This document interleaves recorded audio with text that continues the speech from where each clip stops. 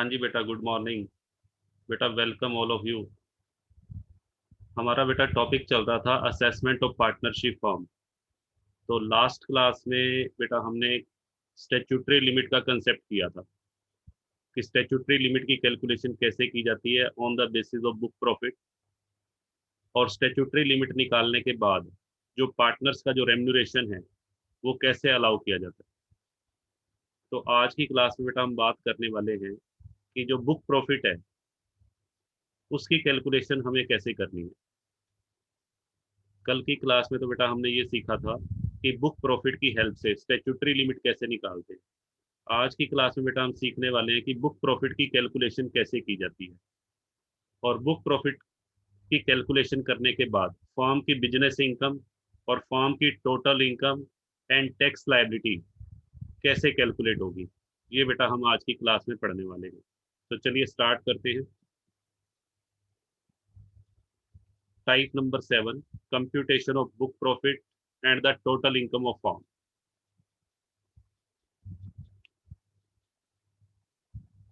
तो सबसे पहले बेटा बात करते हैं कि जो बुक प्रॉफिट है उसकी कंप्यूटेशन का परफॉर्मा क्या है, और उसके बाद बेटा फर्म की जो बिजनेस इनकम है, बिजनेस इनकम निकालने का तरीका क्या होगा। देखिए, सबसे पहले बेटा आपको क्वेश्चन के अंदर profit and loss count given होगा फर्म का। उस प्रॉफिट एंड लॉस काउंट की हेल्प से आपको बुक प्रॉफिट कैलकुलेट करना है। देखिए, सबसे पहले बेटा आप शुरुआत करेंगे net profit as per profit and loss count. ये बिल्कुल ठीक बेटा वैसा ही है जैसे आप ट्वेल्थ क्लास में कैश फ्लो स्टेटमेंट के टॉपिक में कैश फ्रॉम ऑपरेटिंग एक्टिविटी निकालते थे। तो वहां पर भी बेटा नेट प्रॉफिट को हम क्या करते हैं, एडजस्ट करते हैं। नेट प्रॉफिट के अंदर जो जो एडजस्टमेंट्स रिक्वायर्ड हैं वो बेटा करने के बाद हमारा बुक प्रॉफिट आएगा। डिफरेंस क्या है, कैश फ्लो स्टेटमेंट के अंदर जो हम एडजस्टमेंट करते थे वो उस चैप्टर के अकॉर्डिंग करते थे, cash flow from operating activity. और यहाँ पर बेटा जो हम एडजस्टमेंट करेंगे वो as per income tax rule. ठीक है बेटा, तो as per income tax rule adjustments कौन कौन सी की जाएंगी। सबसे पहले बेटा नेट प्रॉफिट में आप कुछ आइटम्स ऐड करोगे। सबसे पहली आइटम क्या है, डिसअलाउड एक्सपेंसेस। ऐसे खर्चे बेटा जो प्रॉफिट एंड लॉस अकाउंट की डेबिट साइड में ऑलरेडी दिखाए हुए हैं, परंतु इनकम टैक्स के रूल उन खर्चों को लेस करने की परमिशन नहीं देते, जिनको हम क्या बोलते हैं, डिसअलाउड एक्सपेंसेस। इन एक्सपेंसेस की लिस्ट बेटा हम ऑलरेडी कर चुके हैं फोर्थ क्लास। फोर्थ क्लास में बेटा ऑलरेडी कवर कर चुके हैं, इसका लिंक डिस्क्रिप्शन बॉक्स में दिया हुआ है। तो वहां पर जाकर बेटा जिन बच्चों ने ये क्लास अटेंड नहीं की है, तो वहां पर बेटा जाकर डिसअलाउड एक्सपेंसेस की लिस्ट को देख सकते हैं। उसके बाद बेटा सेकंड नंबर पे आपने क्या ऐड करना है, ऐसी कोई बिजनेस इनकम जो प्रॉफिट एंड लॉस अकाउंट में क्रेडिट होनी चाहिए बट फर्म ने क्रेडिट नहीं की हुई। हाँ जी बेटा, सपोज कीजिए प्रॉफिट एंड लॉस अकाउंट की क्रेडिट साइड में बेटा कमीशन आना चाहिए था फर्म को कोई कमीशन मिला है। फर्म को बेटा 1 लाख रुपीज का कमीशन मिला। ठीक है, और ये फर्म की बिजनेस इनकम है, तो ये क्रेडिट साइड में आना चाहिए। बट फर्म ने बेटा क्रेडिट साइड में 1 लाख रुपीज नहीं दिखाए हुए, तो उस केस में उसकी बेटा अब एडजस्टमेंट कर देंगे, उसको बेटा ऐड कर देंगे, क्योंकि उस 1 लाख रुपीज को दिखाने से फर्म का नेट प्रॉफिट क्या हो जाता, इंक्रीज। तो उसको बेटा हमने ठीक करना है। तो 1 लाख रुपए बेटा जो P&L अकाउंट के क्रेडिट साइड में आने चाहिए थे और नहीं दिखाए गए, उसको हम अब दिखा देंगे। अब दिखाने का मतलब उसे नेट प्रॉफिट में ऐड कर देंगे। ठीक है, ऐसे बेटा और भी कोई इनकम हो सकती है, जैसे मान लीजिए फर्म का 2 साल पहले बेटा कोई बेड डेट्स हुए थे। 2 साल पहले फर्म के 20,000 रुपये बेटा डूब गए थे बेड डेट्स, और वो बेड डेट्स बेटा इस साल रिकवर हो गए। इस साल बेटा वो बेड डेट्स रिकवर हो गए, तो वो P&L के क्रेडिट साइड में आने चाहिए by recovery of bad debts 20,000। But मान लीजिए फर्म ने उसको नहीं दिखाया, और असेसिंग ऑफिसर को पता लग गया कि फर्म के बेड डेट्स रिकवर हुए थे और फर्म ने उसे क्रेडिट साइड में इनकम के रूप में नहीं शो किया। तो असेसिंग ऑफिसर फर्म को ये कह सकता है कि आप इस इनकम को P&L अकाउंट में शो करो, ये आपकी टैक्सेबल इनकम है, तो उसको बेटा हम ऐड कर देंगे। Any taxable business income which have not been credited to P&L। तो वैसे बेटा और भी बहुत सारी इनकम्स हैं, इसके बारे में मैं एक क्लास में चर्चा करूंगा। आई थिंक नेक्स्ट क्लास में या नेक्स्ट टू नेक्स्ट क्लास में इसके ऊपर हम डिटेल में बात करने वाले हैं। ठीक है, इनकम्स के बारे में अभी तक जो मैंने एक्सपेंसेस के बारे में तो बेटा डिटेल में बात कर चुका हूँ, इनकम्स के बारे में अभी मैंने डिटेल में बात नहीं की। तो नेक्स्ट टू नेक्स्ट क्लास में बेटा हम इनकम के ऊपर भी चर्चा करने वाले हैं। ऐसी कौन सी इनकम्स हैं जो बिजनेस एंड प्रोफेशन हेड में टैक्सेबल होनी चाहिए, और ऐसी कौन सी इनकम्स हैं जो दूसरे हेड्स में टैक्सेबल होनी चाहिए। चलिए, उसके बाद बेटा रेम्यूनरेशन टू पार्टनर्स। पार्टनर्स का बेटा जो रेम्यूनरेशन है, अगर पार्टनरशिप फर्म ने अपने पार्टनर्स को किसी तरह का कोई रेम्यूनरेशन दिया है, मीन्स सैलरी दी है या बोनस दिया या कमीशन, चाहे वो वर्किंग पार्टनर को दिया गया हो चाहे स्लीपिंग को, एक बार बेटा डिसअलाउ कर देंगे, एक बार आपने ऐड कर देना। ठीक है, वैसे मैंने आपको कल की क्लास में बताया था स्लीपिंग पार्टनर का रेम्यूनरेशन कंप्लीटली डिसअलाउड होता है और वर्किंग पार्टनर का अलाउड होता है। बट एक बार बेटा बुक प्रॉफिट निकालते हुए एक बार आपने दोनों का ही, चाहे वो वर्किंग पार्टनर हो चाहे स्लीपिंग पार्टनर हो, दोनों का रेम्यूनरेशन एक बार बेटा डिसअलाउ कर देना है, यानी कि वापस नेट प्रॉफिट में ऐड कर देना है। ये बेटा इसके बारे में हमने चर्चा की थी 7th क्लास, कल की क्लास में। आज हमारी 8th क्लास है, तो लास्ट क्लास में बेटा हमने रेम्यूनरेशन के बारे में बात की थी। उसके बाद, हाँ जी बेटा, उसके बाद हमने बात की है इंटरेस्ट। यदि फर्म ने अपने किसी पार्टनर को कोई इंटरेस्ट पे किया है, इंटरेस्ट बेटा बताया था मैंने लोन के ऊपर भी हो सकता है और कैपिटल पे भी हो सकता है। इंटरेस्ट ऑन लोन और capital provided by the partner, यहाँ पर बेटा हम उस इंटरेस्ट की बात कर रहे हैं जो पार्टनर को दिया गया, ऐसे इंटरेस्ट की बात नहीं कर रहे जो फर्म ने बैंक को पे किया है। हो सकता है फर्म ने बैंक से भी कोई लोन लिया हो और उसके ऊपर फर्म ने कोई ब्याज चुकाया हो, तो उसकी चर्चा मैं ये इस पॉइंट में नहीं कर रहा। यहाँ पर मैं बात कर रहा हूँ इंटरेस्ट ऑन लोन और interest on capital provided by the partner. यदि वो 12% से ज़्यादा है, 12% से बेटा अगर ज़्यादा है तो उसे हम डिसअलाउ कर देंगे। ठीक है जी, इसके बारे में भी हम डिटेल में बात कर चुके हैं। कौन सी क्लास में? 6th class. तो ये सब बेटा ऐड कर देंगे और फिर बेटा लेस क्या करने हैं?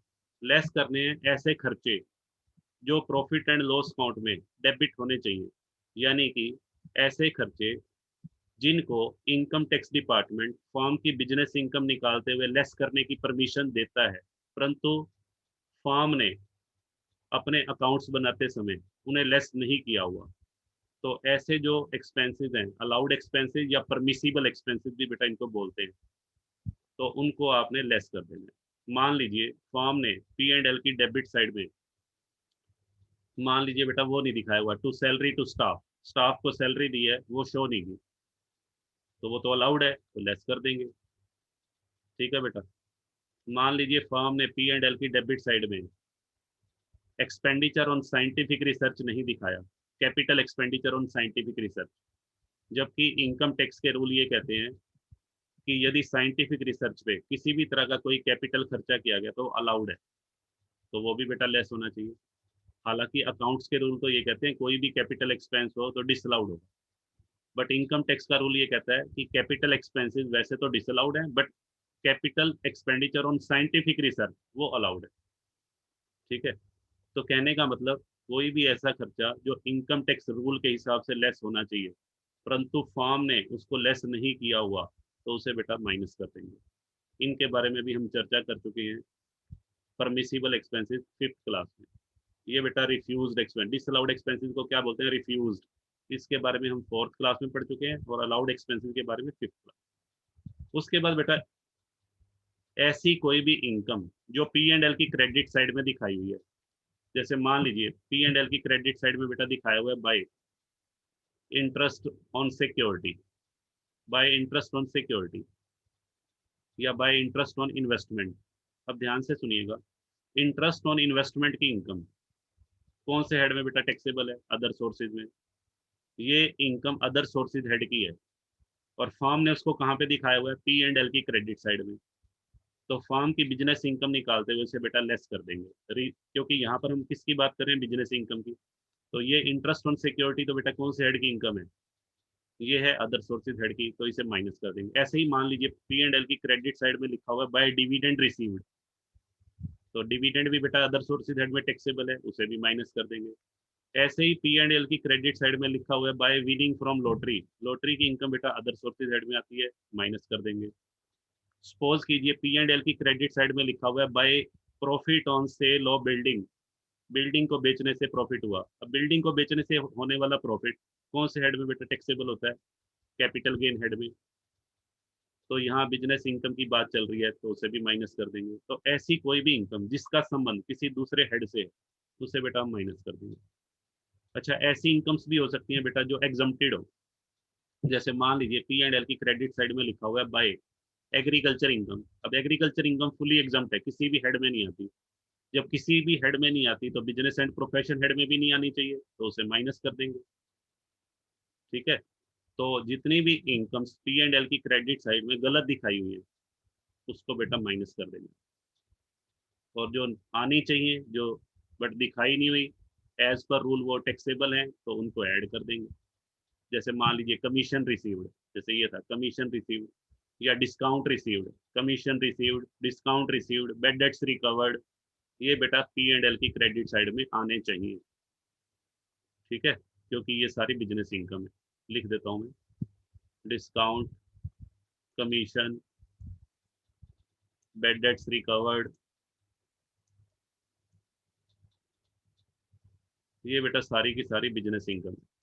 या refund of GST, refund of GST, आपके पास जीएसटी का कोई रिफंड आ गया, आपने गवर्नमेंट को जीएसटी चुकाया था और गलती से आपने ज़्यादा पे कर दिया और बाद में वो रिफंड आ गया, तो वो भी बेटा बिजनेस इनकम मानी जाती है। बट ध्यान रखना, refund of tax, income tax, refund of income tax ये बिजनेस इनकम नहीं है। रिफंड ऑफ इनकम टैक्स जो है ये बिजनेस इनकम नहीं है। रिफंड ऑफ जीएसटी हो वो बिजनेस, तो इसके बारे में बेटा हम डिटेल में बात करेंगे, डोंट वरी। अभी मैं आपको थोड़ा सा एक ब्रीफ ओवरव्यू दे रहा हूँ। चलिए, तो ये सब एडलेस करने के बाद बेटा हमारा क्या आ जाएगा, बुक प्रॉफिट। और बुक प्रॉफिट में से बेटा फिर हम रेम्यूनरेशन अलाउड करेंगे, जैसे कल बताया था एक्चुअल रेम्यूनरेशन। अब यहाँ पे देखिए, एक्चुअल रेम्यूनरेशन बेटा हमने सिर्फ वर्किंग पार्टनर का लेना है ऐड, पहले डिसअलाउ तो दोनों का करना है, वर्किंग और स्लीपिंग बेटा दोनों को ही एक बार ऐड कर देना है।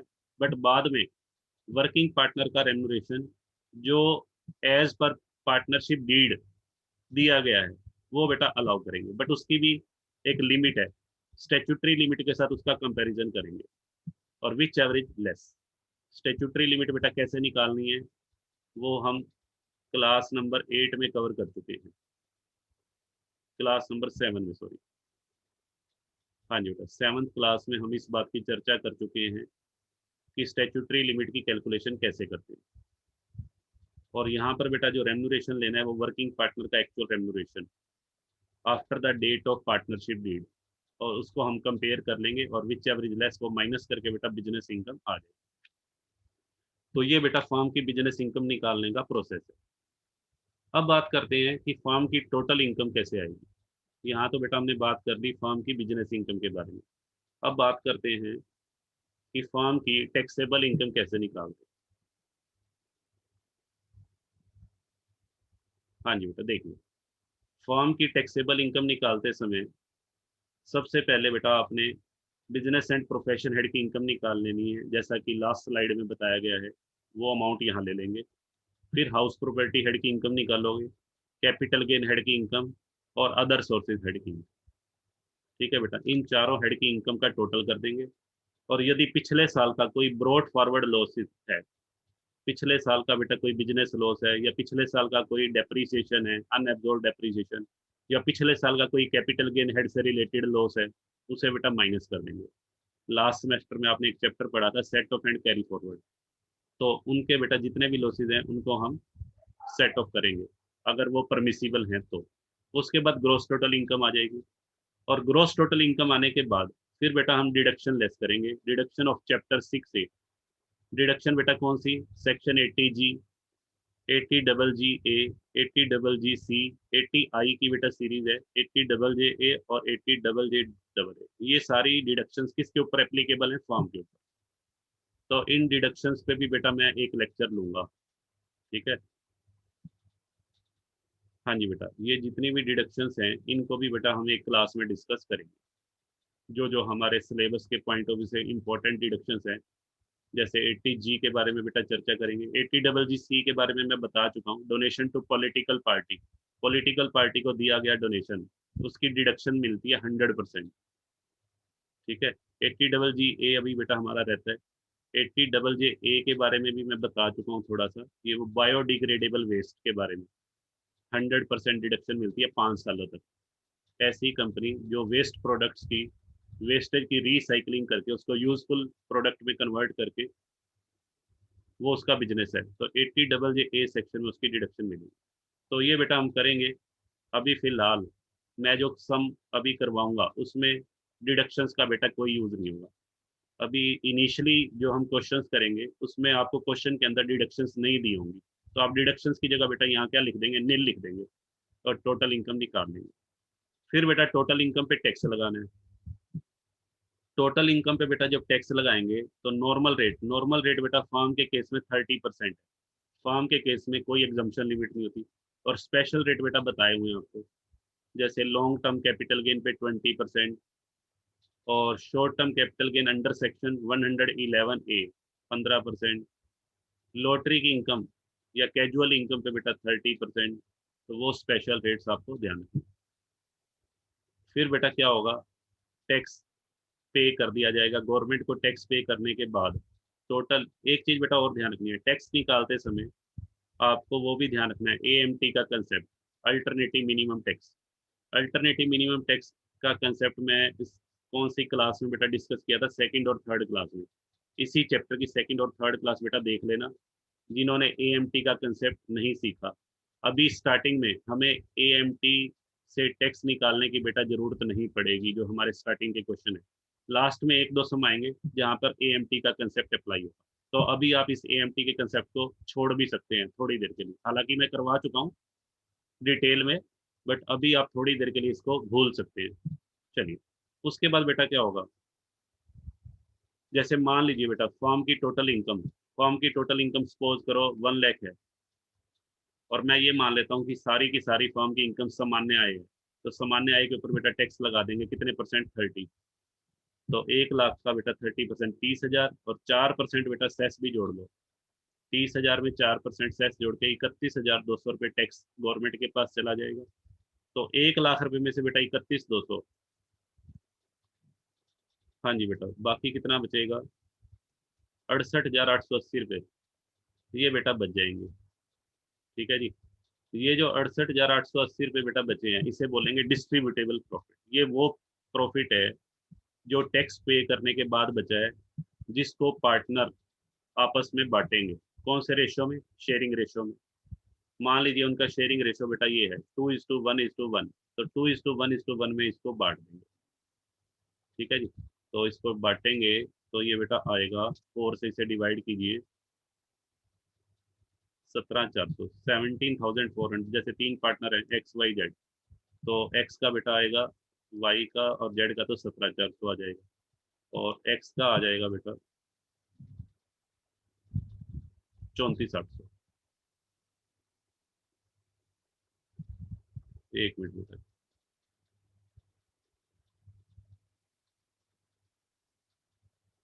17,200, यहाँ 17,200 आएगा, यहाँ 17,200 आएगा, और यहाँ 34,400 आएगा। ये बेटा बनेगा, ये तीनों पार्टनर में डिस्ट्रीब्यूट हो जाएगा according to the profit sharing ratio given in the deed. अब ध्यान से सुनिएगा, ये जो प्रॉफिट का शेयर है, XYZ को जो फर्म से प्रॉफिट का हिस्सा मिला, ये बेटा फुली एग्जाम्प्ट है। कौन से सेक्शन में, अंडर सेक्शन 10-12। यानी कि फर्म के पार्टनर को अगर फर्म से प्रॉफिट का कोई हिस्सा मिलता है, तो बेटा उसके ऊपर पार्टनर्स को एज एन इंडिविजुअल कोई टैक्स नहीं देना होता। क्यों नहीं देना होता, क्योंकि बेटा पहले देखो, फर्म की इनकम पे टैक्स लगने के बाद ही तो जो पैसा बचा उसी को डिस्ट्रीब्यूट किया है। अब ये थोड़ी है कि उसके ऊपर दोबारा टैक्स लगता ही रहेगा, गवर्नमेंट बार बार टैक्स लेती रहेगी। तो ये बेटा जो पैसा है, ये फुली एग्जाम्प्ट है, ठीक है जी। चलिए, अब बेटा हम बात करते हैं कुछ एक सम की, प्रैक्टिस बेटा करेंगे हम। और उससे बेटा आपको सारी चीज़ें क्लियर हो जाएंगी। देखिए,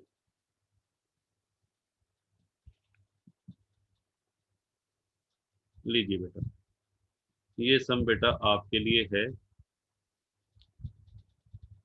बट इसे मैं सोल्व करूंगा बेटा। आंसर भी मुझे दिया हुआ है इस सम का। देखिए कैसे करेंगे। सबसे पहले बेटा आप चेक करो, इस क्वेश्चन में कितने पार्टनर हैं। 3 पार्टनर है बेटा, A B C, with equal share. Equal share का मतलब बेटा उनका प्रॉफिट शेयरिंग रेशियो कितना है, 1:1:1।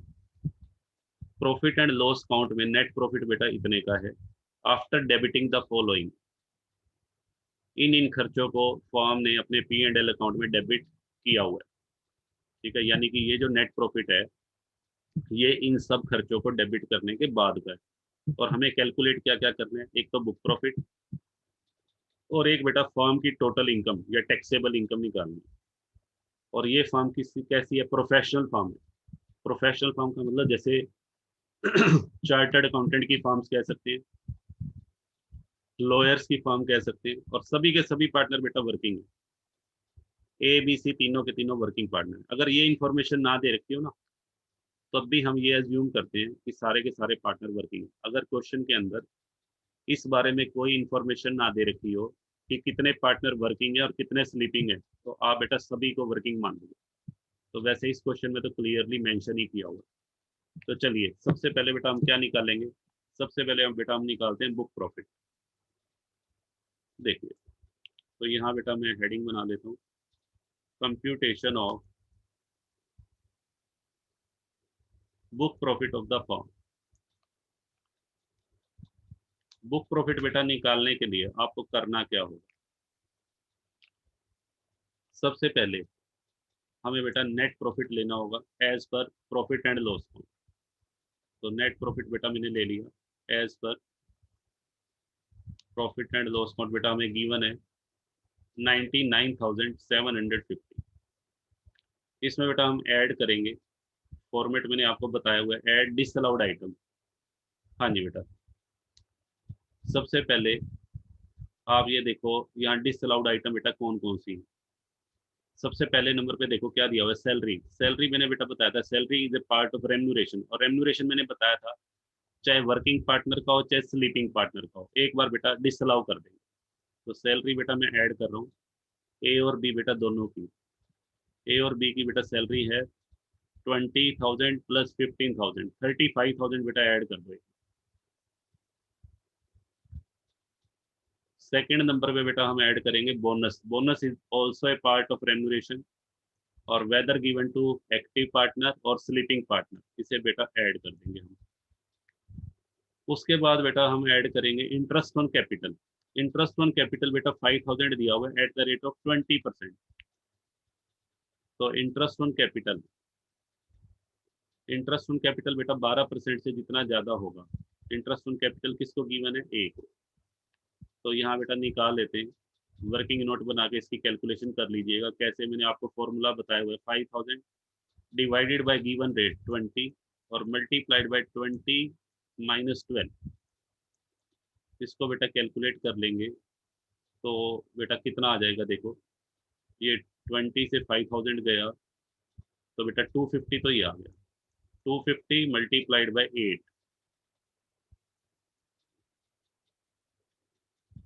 2,000 बेटा आ जाएगा। इंटरेस्ट ऑन कैपिटल 2,000 डिसअलाउ हो जाएगा। और फोर्थ नंबर पे बेटा आपको कमीशन दिया हुआ है। कमीशन किसको दिया है, सी को। सी कौन है, फॉर्म का पार्टनर। ध्यान से सुनना, ये पार्टनर होना चाहिए बेटा। अगर मान लो यहाँ कमीशन टू इम्प्लॉई होता या बोनस टू इम्प्लॉई होता, वो डिसअलाउ नहीं होगा। किसी स्टाफ को दी गई सैलरी, सैलरी टू स्टाफ या बोनस टू स्टाफ, वो बेटा कंप्लीटली अलाउड है। यहाँ पर हम बात करें कमीशन किसको दिया है, सी को। सी कौन है, पार्टनर। बोनस किसको दिया है, सी को। सी कौन है, पार्टनर। सैलरी किसको दी है, ए और बी को। ए और बी कौन है, पार्टनर। तो ये बेटा ध्यान रखना, कहीं गलती से किसी इम्प्लॉई को दिया गया कमीशन डिसअलाउ कर दो आप। चलो लो बेटा, ये हमने कर दिया। तो ये बेटा हो गया 35 और 15 50 और 5 55 और 2 57,000, 57,000 बेटा ऐड कर दो। ये ऐड करके और लेस करने वाली बेटा कोई आइटम है नहीं। लेस करने वाली बेटा कोई भी आइटम यहाँ पे नहीं है, तो ये हमारा बुक प्रॉफिट आ जाएगा। तो यहाँ बेटा मैं लिख देता हूँ बुक प्रॉफिट। तो बुक प्रॉफिट बेटा हमारा कितना आ रहा है, 0, 5, 7, 9 और 7, 16, 1,56,750, ये बेटा हमारा बुक प्रॉफिट आ रहा है। तो मैंने आंसर से बेटा कंफर्म भी कर लिया, बिल्कुल करेक्ट है। अब बुक प्रॉफिट आने के बाद बेटा हम क्या करेंगे, बुक प्रॉफिट आने के बाद हमें लेस करना है एक्चुअल रेम्यूनरेशन और स्टैट्यूटरी लिमिट, एक्चुअल रेम्यूनरेशन और statutory limit which average less. अब ध्यान से सुनिएगा, एक्चुअल रेम्यूनरेशन यहाँ पर लेना है, वो सिर्फ वर्किंग पार्टनर का लेना है, और वर्किंग पार्टनर बेटा सारे ही हैं। और रेम्यूनरेशन में बेटा क्या क्या आता है, रेम्यूनरेशन के अंदर तीन चीजें मैंने बताई थी, सैलरी, बोनस, कमीशन, अलाउंसेज। तो यहाँ बेटा सैलरी, बोनस और कमीशन, इन तीनों का टोटल कर लीजिए, 35 और 15 50 और 5 55, लो बेटा 55,000 एक्चुअल रेम्यूनरेशन हो गया। और स्टैट्यूटरी लिमिट बेटा किस पे निकलेगी, स्टैट्यूटरी लिमिट निकलेगी बुक प्रॉफिट पे। तो उसका बेटा वर्किंग नोट बना लेते हैं, लीजिए यहाँ बेटा मैं वर्किंग नोट बना रहा हूँ। वर्किंग नोट के अंदर मैं कैलकुलेशन करूंगा statutory limit under section 40B। तो इसका बेटा तरीका क्या था, पहले 3 लाख थे, तो पहले 3 लाख तो बेटा है ही नहीं, 1,56,750 है। तो इसी का बेटा कितने परसेंट कर दो सीधा, इसका बेटा कर देंगे हम 1,56,750 का 90%। ठीक है जी। और उसकी तुलना किससे करेंगे, 1.5 लाख के साथ, विच एवरेज हाइयर। हाँ जी बेटा, जो भी दोनों में क्या होगा, हाइयर होगा। तो एक बार बेटा चेक कर लेते हैं, 1,56,750 का 90% बेटा कितना बनता है। लो बेटा मैं कैलकुलेट कर लेता हूँ, आप भी बेटा कैलकुलेट कीजिए साथ साथ। ये बेटा 1,41,075, 1,41,075 और 1,50,000, विच एवरेज हाइयर। तो दोनों में बेटा हाइयर अमाउंट कौन सा है, वो हमारी बेटा स्टैट्यूटरी लिमिट आ जाएगी। तो हाइयर अमाउंट बेटा ये है, ये हमारी स्टैट्यूटरी लिमिट आ गई। तो स्टैट्यूटरी लिमिट का बेटा मैं अमाउंट लिख देता हूँ, तो 1,50,000। अब बेटा इन दोनों का कंपैरिजन करना है विच एवरेज लेस। हाँ जी बेटा, लो जी इन दोनों का भी बेटा मैं कंपैरिजन कर रहा हूँ। लो बेटा इन दोनों का कंपैरिजन करना है, और जो भी दोनों में क्या होगा, लेस।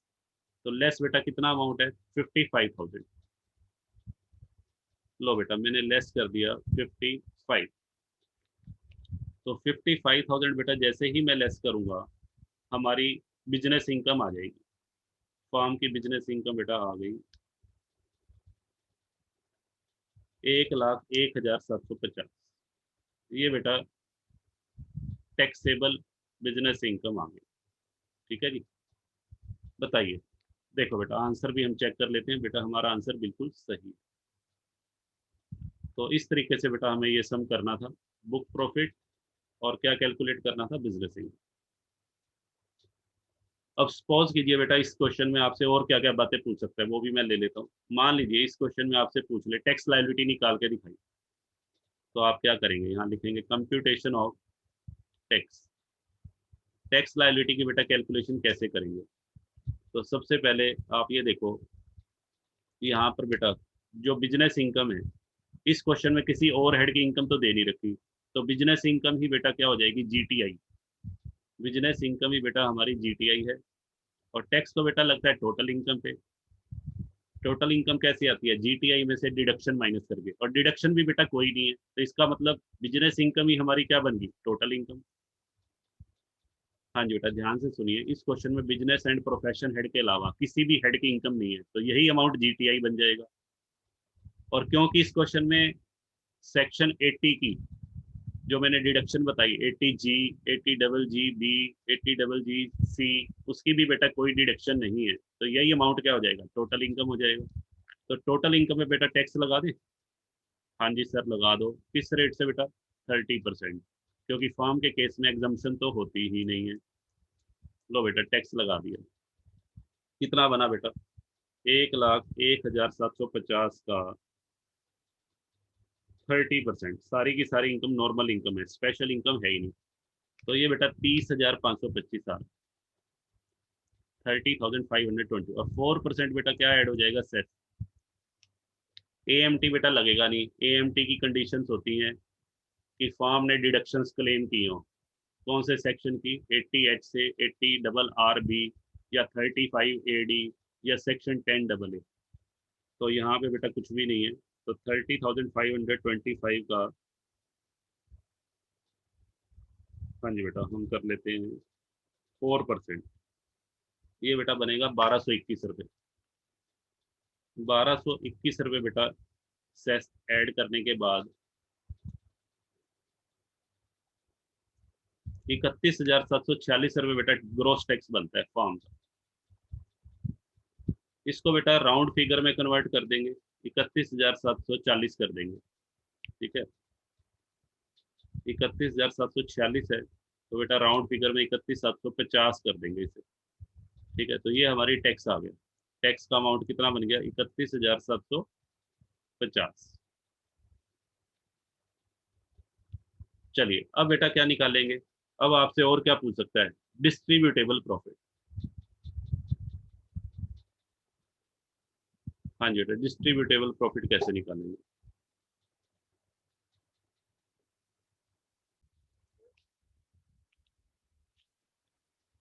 तो यहाँ पे बेटा डिस्ट्रीब्यूटेबल प्रॉफिट निकाल लेते हैं।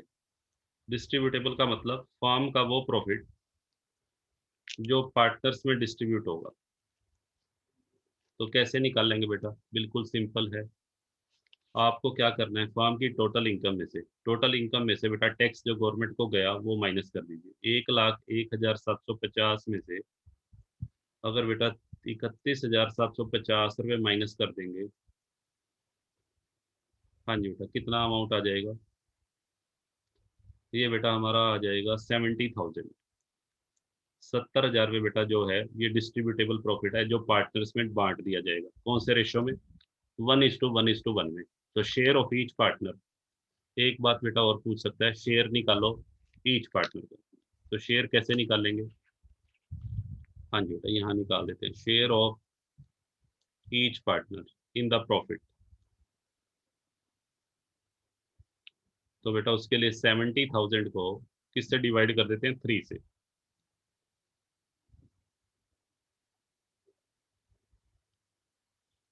23,333 रुपये, ये बेटा हमारा आंसर होगा।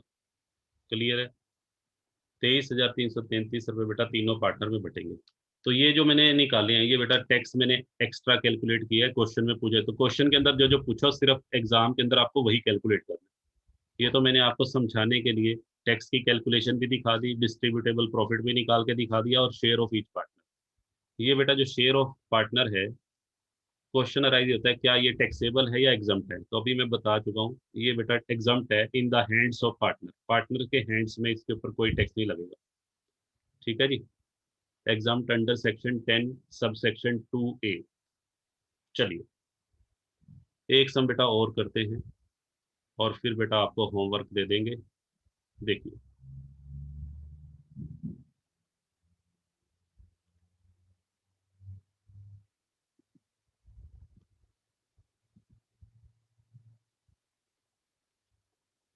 हाँ जी बेटा पढ़िए इस सम को, क्या कहता है बेटा।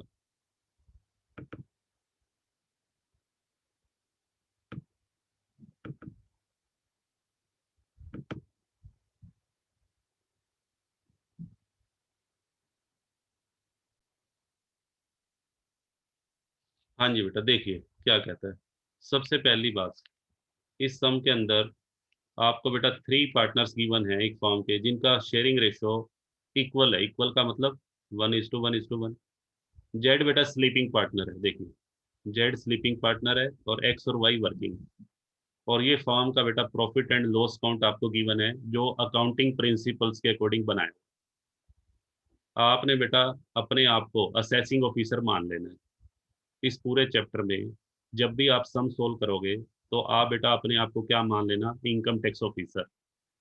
और आपके सामने किसी फॉर्म ने प्रॉफिट एंड लॉस काउंट रखा है तो आपने उसकी गलतियां पकड़नी है। फॉर्म ने क्या कोशिश की होगी, अपनी टैक्सेबल इनकम को रिड्यूस करने की, ताकि गवर्नमेंट के पास कम से कम टैक्स देना पड़े। बट यहाँ पर आप कौन हो? आप तो बेटा इनकम टैक्स डिपार्टमेंट के ऑफिसर हो। तो आपकी क्या कोशिश रहेगी कि मैं अपने डिपार्टमेंट का नुकसान ना होने दूं। ठीक है।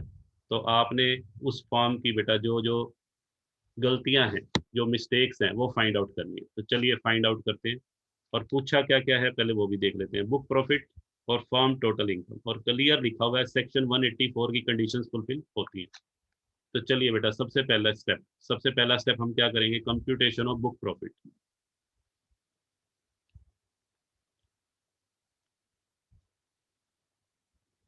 हाँ जी, कई स्टूडेंट्स कह रहे थे सर आपकी हैंड राइटिंग पुअर है। चलिए मैं आज से कोशिश करता हूँ हैंड राइटिंग को भी बेटा इंप्रूव करने की। कई बार बच्चों को कुछ वर्ड्स मेरे समझ में नहीं आते। देखिए कैसे करेंगे। ये बेटा सबसे पहला स्टेप है। तो सबसे पहले हम बेटा ले लेते हैं नेट प्रॉफिट को। नेट प्रॉफिट कितना है as per P&L? Net profit बेटा हमें दिया हुआ है 1,20,000। ठीक है बेटा, नेट प्रॉफिट में आप क्या क्या चीजें ऐड करेंगे? देखिए डेबिट साइड में सैलरी, अभी सैलरी के आगे बेटा कुछ नहीं लिखा हुआ, तो आप ये सैलरी टू स्टाफ मानेंगे, ना कि सैलरी टू पार्टनर। अलाउड है। रेंट रेट्स, रेंट रेट्स बेटा बिजनेस का नॉर्मल एक्सपेंस है, अलाउड है। बट इसके बारे में नीचे एक इन्फॉर्मेशन दी है। रेंट के अंदर जेड के गोडाउन का किराया शामिल है। जेड कौन है? फर्म का पार्टनर है। जेड पार्टनर ने अपना कोई गोडाउन फर्म को लेट आउट किया हुआ है और फर्म ने उसको किराया दिया, ये भी बेटा अलाउड है। मैंने आपको बताया था यदि किसी पार्टनर ने अपनी कोई बिल्डिंग फर्म को लेट आउट की हो तो वो भी बेटा अलाउड होता है। चलिए, चाहे रेंट आउटसाइडर को दिया हो चाहे पार्टनर को दिया हो, अलाउड है। बट पार्टनर को दिया है तो रीजनेबल होना चाहिए। एडवर्टीजमेंट, एडवर्टीजमेंट एक्सपेंसिव अलाउड है। बिजनेस को चलाने के लिए एडवर्टीजमेंट बेटा आज के टाइम में जरूरी है, क्योंकि कंपटीशन बहुत ज़्यादा है। तो ये भी बेटा नॉर्मल एक्सपेंस है, अलाउड है। बैड डेट्स रिजर्व, रिजर्व आ गया बेटा। रिजर्व तो कोई भी अलाउड नहीं होता, क्योंकि रिजर्व तो क्या है? फ्यूचर में होने वाला लॉस है। बैड डेट्स रिजर्व, ऐसे तो कोई भी बिजनेसमैन कितना मर्जी रिजर्व दिखा के अपनी टैक्सेबल इनकम को क्या कर लेगा? कम कर लेगा। तो ये बेटा ऐड कर देंगे। ये डिसअलाउड है, ये मैं लिख देता हूँ डिसअलाउड। डेप्रीशिएशन, डेप्रीशिएशन बेटा अलाउड होता है। बट नीचे लिखा हुआ है डेप्रीशिएशन 2,000 रुपये से ज़्यादा डेबिट किया हुआ है। डेप्रीशिएशन 8,000 है, जबकि as per income tax rule 6,000 बनता है, 6,000। 2,000 रुपये बेटा ज़्यादा डेबिट किया हुआ है, तो इसको आप ऐड कर दो। 2,000 रुपये वापिस ऐड हो जाएंगे एक्सेस डेप्रीशिएशन। या बेटा ऐसा भी कर सकते हो, 8,000 रुपये ऐड कर दो और 6,000 माइनस कर दो, बात एक ही है। ठीक है बेटा। तो यहाँ पर मैंने क्या किया है, 2,000 रुपये डिसअलाउड करने हैं, क्योंकि जितना अमाउंट फालतू डेबिट किया गया, ज़्यादा डेबिट, उससे फर्म का नेट प्रॉफिट क्या हो गया होगा? 2,000 रुपये से फर्म का नेट प्रॉफिट कम हो गया होगा। तो उसको ठीक करने के लिए हमें 2,000 रुपये बेटा वापिस ऐड करने पड़ेंगे। चलिए, उसके बाद आता है डेप्री fire insurance premium. Fire insurance premium बेटा अलाउड है। नॉर्मली कोई भी बिजनेसमैन अपनी फार्म की संपत्तियों को नुकसान से बचाने के लिए उसका बेटा इंश्योरेंस करवा लेते हैं। ऐसा फार्म ने भी किया है। हो सकता है फार्म की बिल्डिंग के अंदर बेटा कोई शॉर्ट सर्किट ना हो जाए, आग ना लग जाए, आगजनी की घटना होगी तो फार्म को नुकसान हो सकता है। तो उसके लिए फार्म ने इंश्योरेंस कंपनी से प्रीमियम वो करवा दिया इंश्योरेंस, और उसका प्रीमियम कितना पे किया, ये बेटा अलाउड है। पार्टनर सैलरी, पार्टनर सैलरी, हाँ जी बेटा ये रेम्यूनरेशन हो गया, ये डिसअलाउड करेंगे, चाहे वर्किंग पार्टनर का हो चाहे स्लीपिंग। लो बेटा कर देते हैं सैलरी। सैलरी एक्स और वाई बेटा दोनों की ऐड कर लो। 16,000 प्लस 12,000, 16 प्लस 12, 28। यहाँ पे बेटा ध्यान रखना है, चाहे वर्किंग पार्टनर हो चाहे स्लीपिंग, एक बार तो डिसअलाउड। ऐसे ही बेटा सैलरी के अलावा कमीशन, कमीशन देखो दो का दिया हुआ है, एक्स और जेड का, तो दोनों ही डिसअलाउड कर देंगे। 8 और 4 12,000। लो बेटा ये अमाउंट ले लिया मैंने। ऐसे ही बेटा interest on capital, interest on capital तो है ही बेटा 10%, और मैंने आपको लिखवाया हुआ है 12% तक तो अलाउड होता है। तो यहाँ पे इंटरेस्ट ऑन कैपिटल बेटा कुछ भी डिसअलाउ नहीं करना, सारा का सारा अलाउड है। ठीक है जी। अब आ जाओ क्रेडिट साइड में। क्रेडिट साइड में डिस्काउंट दिया हुआ है। ग्रॉस प्रॉफिट बिजनेस इनकम है, डिस्काउंट, डिस्काउंट भी बिजनेस इनकम है। क्रेडिट साइड में ऐसी कोई भी इनकम नहीं है जो किसी दूसरे हेड से बिलोंग करती हो। अगर ऐसी कोई इनकम होती तो बेटा माइनस कर देते। चलिए, हाँ जी बेटा। तो यहाँ पर और कुछ भी नहीं है। तो यहाँ पर आपको क्या करना है, इसका बेटा टोटल कर लीजिए। ये टोटल करके आपका क्या आ जाएगा, बुक प्रॉफिट।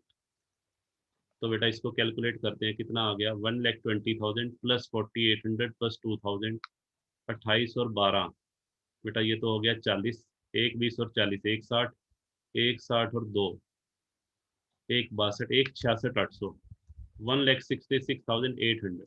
ये बेटा हमारा बुक प्रॉफिट आ गया। अब बुक प्रॉफिट में से क्या माइनस करेंगे, बुक प्रॉफिट में से बेटा एक्चुअल रेम्यूनरेशन और स्टैट्यूटरी लिमिट, विच एवरेज लेस। हाँ जी बेटा, एक्चुअल रेम्यूनरेशन और स्टैट्यूटरी लिमिट। लो बेटा मैं लिख देता हूँ, और statutory limit which average less. अब आपको ये देखना है एक्चुअल रेम्यूनरेशन सिर्फ किसका लेना है, एक्चुअल रेम्यूनरेशन बेटा लेना है वर्किंग पार्टनर का। और वर्किंग पार्टनर कौन कौन है यहाँ, एक्स और वाई। तो एक्स और वाई का रेम्यूनरेशन लेना है, और रेम्यूनरेशन में एक तो सैलरी आ जाएगी बेटा, एक्स और वाई की सैलरी 28,000 तो सैलरी के ले लो, एक तो ये फिगर ले लेंगे। देखिए एक्चुअल रेम्यूनरेशन को मैं डिफरेंट कलर से दिखा लेता हूँ, 28,000 तो बेटा ये ले लेंगे, ठीक है। अच्छा और क्या ले लेंगे, कमीशन में बेटा सिर्फ एक्स का लेंगे, जेड का नहीं लेंगे क्योंकि जेड स्लीपिंग है।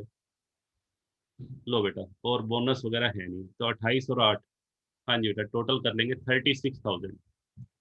एक्चुअल रेम्यूनरेशन बेटा निकाल लेना वर्किंग नोट में, यहाँ पर सिर्फ वर्किंग पार्टनर का निकालना है, यहाँ ब्रैकेट में लिख रहा हूँ वर्किंग पार्टनर। और स्टैट्यूटरी लिमिट, स्टैट्यूटरी लिमिट बेटा कैसे निकालेंगे बताइए। स्टैट्यूटरी लिमिट का यहाँ पे बेटा वर्किंग नोट बनाते हैं। देखिए लो बेटा, स्टैट्यूटरी लिमिट के लिए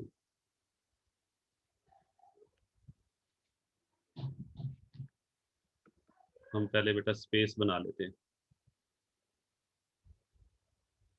लो जी, ये बेटा हमारा स्पेस बन गया। और अब हम स्टैट्यूटरी लिमिट की कैलकुलेशन करेंगे। यहाँ बेटा वर्किंग नोट,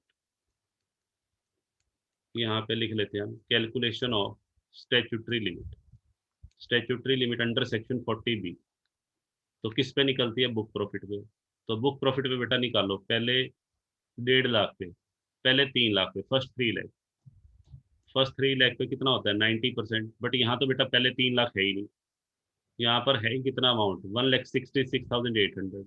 तो आपको करना क्या होगा, हाँ जी बेटा 1,66,800 का कितने परसेंट कर दो, 90%, और 1.5 लाख रुपए विच एवरेज हाइयर, जो भी दोनों में क्या होगा, हाइयर होगा, वो बेटा कैलकुलेट कर लो। तो मैं कर लेता हूँ, 1,66,800 का बेटा 90%, ये बेटा आएगा आपका। लो बेटा मैंने कैलकुलेटर है मेरे पास, मैंने कैलकुलेट कर लिया जी, 1,50,120 और 1.5 लाख विच एवरेज हाइयर। ये बेटा विच एवरेज हाइयर ही आ जाएगा। ये हमारी स्टैट्यूटरी लिमिट आ गई। स्टैट्यूटरी लिमिट का अमाउंट बेटा यहाँ लिख दो, 1,50,120। अब विच एवरेज लेस, दोनों में बेटा जो लेस है 36,000, वो माइनस हो जाएगा। ये बेटा फार्म की क्या आ जाएगी, बिजनेस इनकम। लो जी, हाँ जी बेटा business income of the firm कितनी आ गई बेटा, बिजनेस इनकम आ गई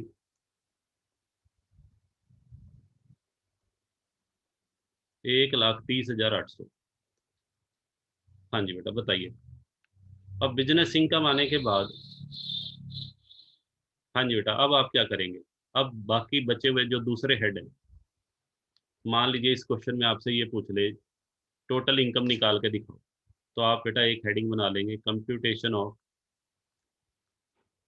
टोटल इनकम, एक टेबल और बनाएंगे। तो टोटल इनकम की कैलकुलेशन बेटा कैसे करनी है, टोटल इनकम की कैलकुलेशन के लिए सबसे पहले आप क्या करेंगे, सबसे पहले आप बिजनेस इनकम लिखेंगे। बिजनेस इनकम आपकी आई है 1,30,800। फिर बेटा हाउस प्रॉपर्टी हेड की income zero, capital gain head की income zero, other sources head की इनकम बेटा जीरो। तो ये क्या आ गई, जीटीआई।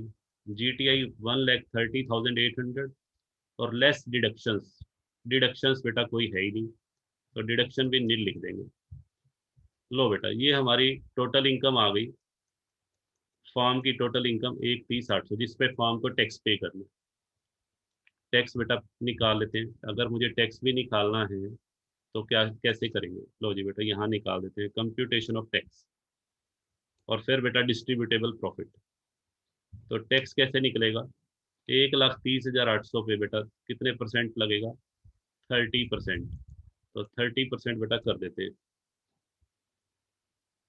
1,30,800 का 30%, लो बेटा ये आ गया 39,240, और 4% बेटा इसमें सेस जोड़ दो, ये बेटा बनेगा 1,570 पे। ये बेटा सेस के ऐड कर दिए, तो 40,810 रुपये। हाँ जी बेटा 40,810 रुपये टैक्स बन गया, जो फॉर्म ने गवर्नमेंट को पे करना है। लो बेटा ये लिख दिया मैंने, टैक्स पेबल 40,810। अब बेटा बात कर लेते हैं डिस्ट्रीब्यूटेबल प्रॉफिट की। तो डिस्ट्रीब्यूटेबल प्रॉफिट कैसे निकालेंगे? वो प्रॉफिट जो पार्टनर्स में डिस्ट्रीब्यूट होना है, उसके लिए बेटा फर्म की जो टोटल इनकम है, देखिए टोटल इनकम बेटा कितनी है? टोटल इनकम फर्म की आई है 1,30,800। 1,30,800 में से फर्म ने जितना टैक्स पे कर दिया, देखो कितना ज्यादा टैक्स है। इनकम तो 1,30,800 कमाई है, और 40,810 रुपये बेटा गवर्नमेंट को देने पड़ गए। इस क्वेश्चन में बेटा स्पेशल इनकम कोई भी नहीं है, तो इसलिए मैंने स्पेशल टैक्स के रेट यूज नहीं किए, जनरल टैक्स के रेट यूज किए। तो ये बेटा 89,990 आ रहा है। लो जी 89,990 रुपये पार्टनर्स में डिस्ट्रीब्यूट होंगे, किस रेशो में? 1:1 में। तो शेयर ऑफ ईच पार्टनर भी बेटा निकाल लेते हैं। तो सभी पार्टनर्स का शेयर कितना आ जाएगा? शेयर ऑफ ईच 89,990 को बेटा 3 से डिवाइड कर दो, तो ये बेटा डिवाइड करके आपका आ जाएगा 29,996 रुपये। हाँ जी बेटा 29,996, जो कि फुली एग्जम्प्ट है in the hands of partner. ये पैसा पार्टनर के हैंड में बेटा पूरी तरह से एग्जम्प्ट है। यहाँ मैं लिख देता हूँ exempted in the hands of partner under section 10 subsection 2A। लो बेटा इस तरीके से आपको ये सम करना था। हालांकि इस क्वेश्चन में बुक प्रॉफिट और टोटल इनकम ही केवल पूछी थी, बट मैंने सारी चीजें कैलकुलेट करके दिखा दी। ठीक है, कल की क्लास में बेटा हम ये सीखेंगे कि फर्म के साथ साथ अगर पार्टनर की टैक्सेबल इनकम कैलकुलेट करनी हो, एक्स वाई जेड की टैक्सेबल इनकम कैलकुलेट करनी हो, तो कैसे कैलकुलेट करेंगे। ठीक है जी, तो आज की क्लास को बेटा यहीं ओवर करते हैं, और आज का बेटा जो होमवर्क है वो नोट कर लीजिए आप।